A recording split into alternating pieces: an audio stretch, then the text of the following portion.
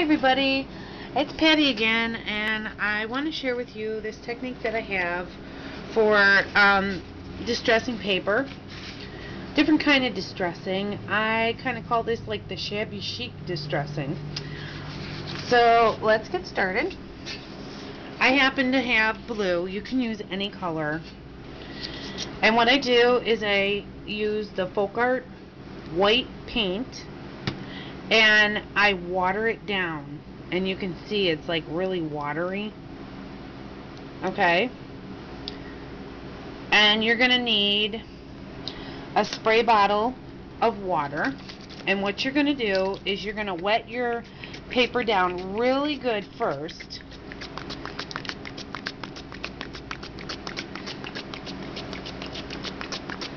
Make sure you get both sides. Flip it over, do the other side.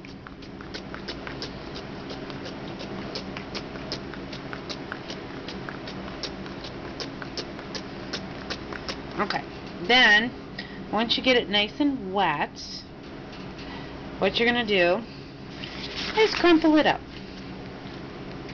And I do this several times. Like, I'll crumple it up and then I'll open it up, and then I'll just crumple again.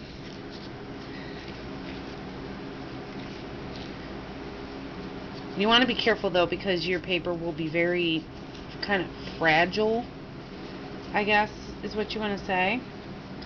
Okay, so you don't want to like really undo all the wrinkling that happened. You just kind of want to open it up. Okay, so now you're going to take your watered down white paint, and you're going to need a paintbrush, and you're going to dip it in the white watered down paint, and get off most of the excess, because you don't want it like a really soaking wet paintbrush. Okay, so you're just going to start, and you're going to lightly go over the top with your paintbrush.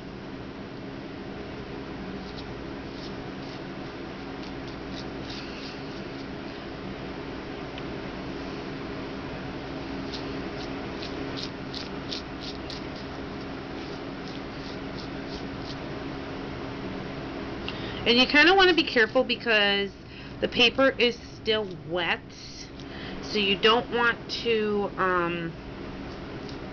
put too much pressure as you're brushing the white paint on, because it'll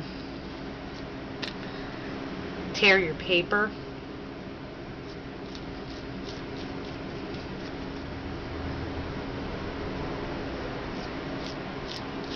See, I got too much paint, but that's okay because we can fix that later.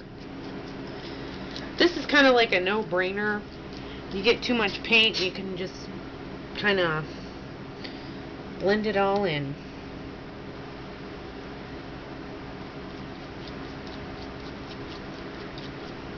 Okay, so once you got that white paint on and you like what it looks like, you're going to take your heat gun and you're going to heat set it. So the paper dries, the paint dries. Okay?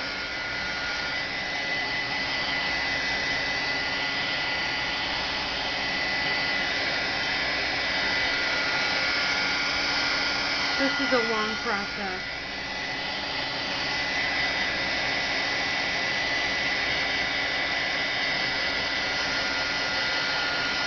I always flip mine over.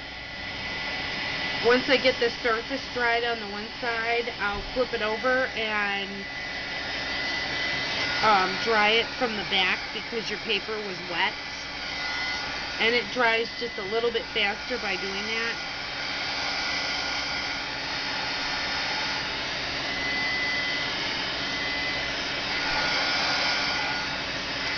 Okay, so the next thing you're going to want to do is, I have the Faded Jeans Distress Ink Pad, and you can use any color. I mean, you can use like red if you want to give it a different effect.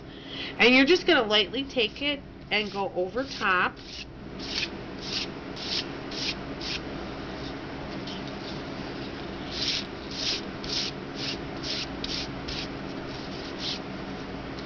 And just do it till you like,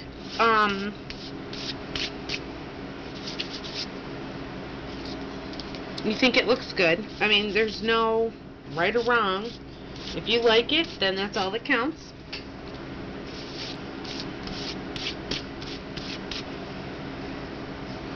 So that's what mine looks like. And I like it. It's a little bit different than the first one that I did. Okay, so after this is like completely dry with the ink and everything else, you can either leave it so it's all like wrinkly like I did this one. It's all wrinkly. Or what you can do is take your regular ironing board and sandwich it between two pieces of like computer paper and iron it out. Now the wrinkles will still stay in here. It's just that it'll be flat. So if you want to stick it down on something, adhere it to something, it'll be flat enough that you can do that. It just I don't know. I do both ways. Like, it's a little bit harder to stick this down onto something, or to stick something on top of it. Like if you're going to use this like behind a photo or something as a photo mat. It's just easier if you iron it out for that. But if you're just putting like a decorative strip of paper on your page and you're not adhering anything to it, I leave it like this. And I actually leave it like this for photos too. It's just a little harder to stick down. I don't know, I kind of recommend ironing it out. But for what I was using this for, I didn't want to iron it out. So, and then I thought I would share with you the flowers that I made using the same technique. I cut out the flowers off of, I think it's the Forever Young cartridge. And what I did is I wrinkled up the flowers and painted them with the white watered down paint, and then took the Faded Jeans Distress ink and went over top, and then I glued them together, and it kind of looks like a mum, I think. I have to put a center in, but I think it looks like a mum. I thought it was kind of cute.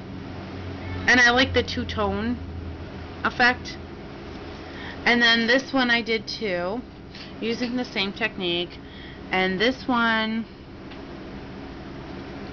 I don't know what you would call this one. I just like it. It's different. Like I said, I still haven't put centers in or anything yet. I just thought I'd show you what else you can do with your watered down paint and an ink pad. And you don't even have to use Distress ink. If you have Close to My Heart or Stampin' Up! Ink pads, you can use those too.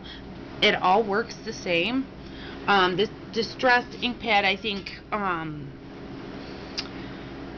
it adheres better with the paint and everything. But I mean, I've used other ink pads and it works just as well. So go ahead and give that a try, and I'll be back again here shortly because I have a few more things I want to show you all. So you guys have a great week. Bye.